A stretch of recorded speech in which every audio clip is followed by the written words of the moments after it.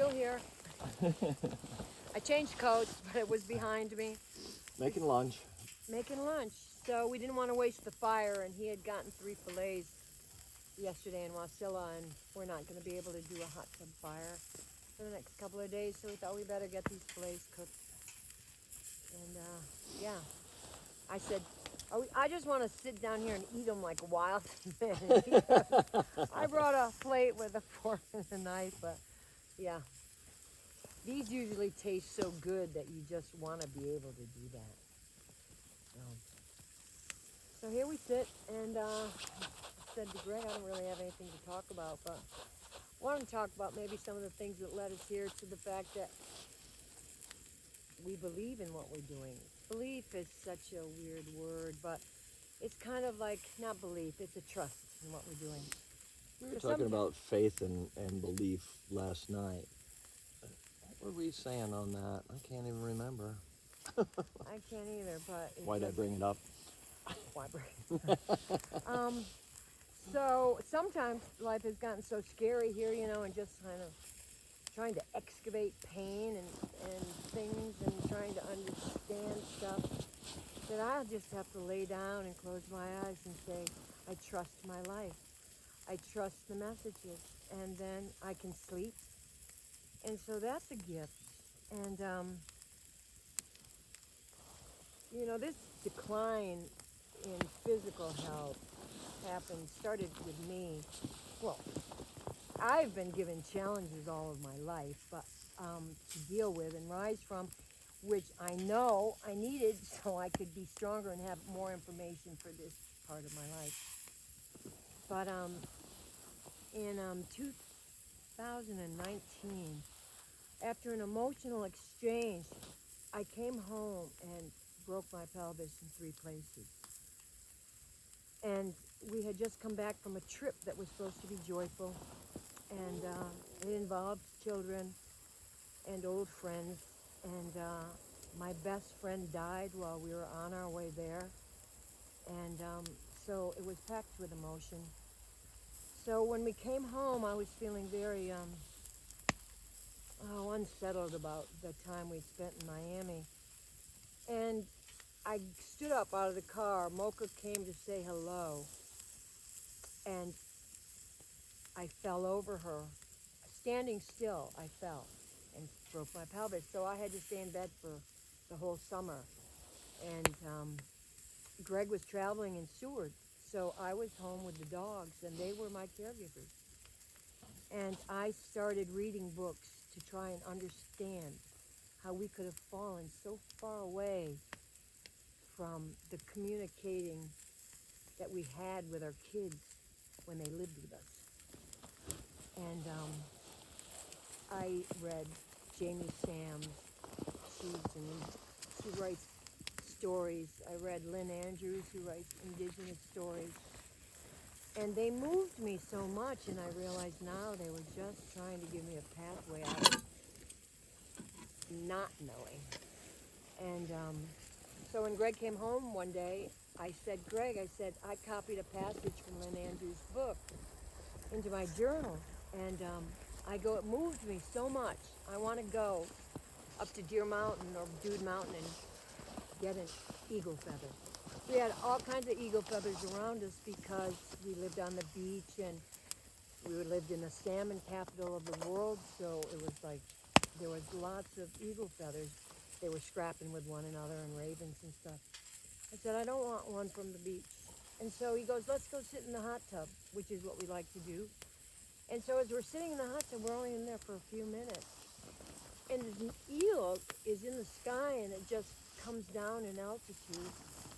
And it drops its talons, and it banks on the wind and drops a feather. And we see this feather coming down, and Greg goes out and gets it before it touches the ground. And we're moved by it, and I put it in this little Japanese vase on my desk. And I'd walk by it, and I'd say, what am I supposed to know? What am I supposed to know? I just knew it was a magical moment, but I didn't know what it was to teach me. And then I would meet a woman who would tell me a story about herself, where someone had said she was a raven or something. And then it was just said that, no, she was an eagle because she was a teacher. And so that was the first time I ever considered that I was a teacher. You have to talk now.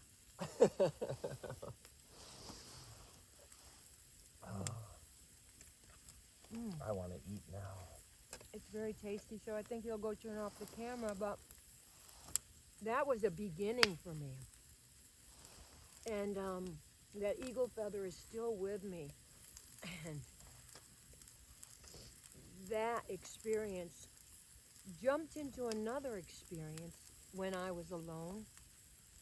Greg was at work, and I was listening to Louise Hay on Hay House Radio, and she was telling a story. And she goes, close your eyes, and I'm standing at the sink doing the dishes, you know, so I'm not in a meditative place, but I am. I'm doing the dishes. And so she goes, close your eyes. She goes, there's a green pathway, and down at the end of that pathway, there's a campfire. And she goes, start walking down that path. So in my mind, I start walking down that path, and I see the campfire, and I see my Uncle Tony there at the campfire. And I have a story about my Uncle Tony, and he's one of my angels. I know it because he went to prison, and I was his first pen pal. And whenever a holiday came, when he got out of prison, he was a broken man, but he loved me so much that every holiday he'd have my mother send me something for me and Amy. And I always felt Tony's love for me. Was it because I was his pen pal? I loved him. And his family trauma is what ended him going to prison. But so then when I see Tony at that campfire, I go, Tony, what are you doing here? What's this all about? And because my eyes are open, I see two whales bubble feed right out in front of me and then go back into the water. And I pick up my phone and I call Greg and I told him what happened.